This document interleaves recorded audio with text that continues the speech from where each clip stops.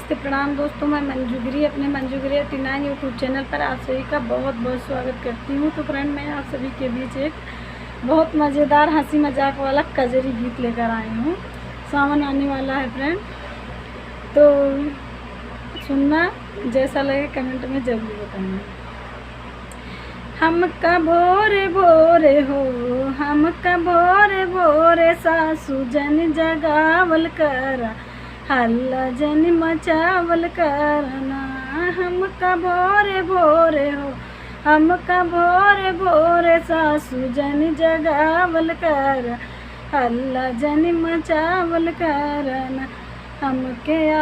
हमें 8 बजे जगावा, ब्रश मंजन करावा। हमके 8 बजे जगावा, ब्रश मंजन करावा।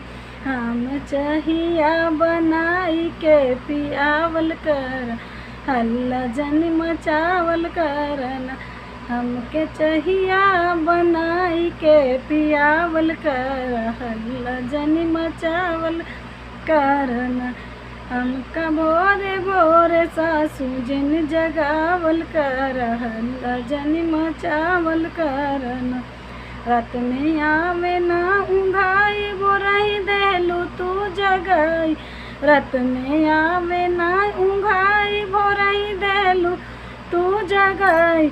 अपने बेटवा के पहले तू सुतावल कर, हल्ला जन मचावल करना।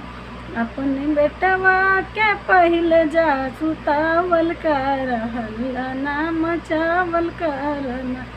हमका भोरे भोरे सासू मत जगावल कर, हल्ला जिन मचावल करना। चौका बर्तन करवावा, पानी नदी से भरावा। चौका बर्तन करवावा, पानी नदी से भरवावा। रोटिया जटनी जाके बनवावल कर, हल्ला जिन मचावल करना। रोटिया जटनी से जाके बनवावल कर, हल्ला जिन मचावल करना।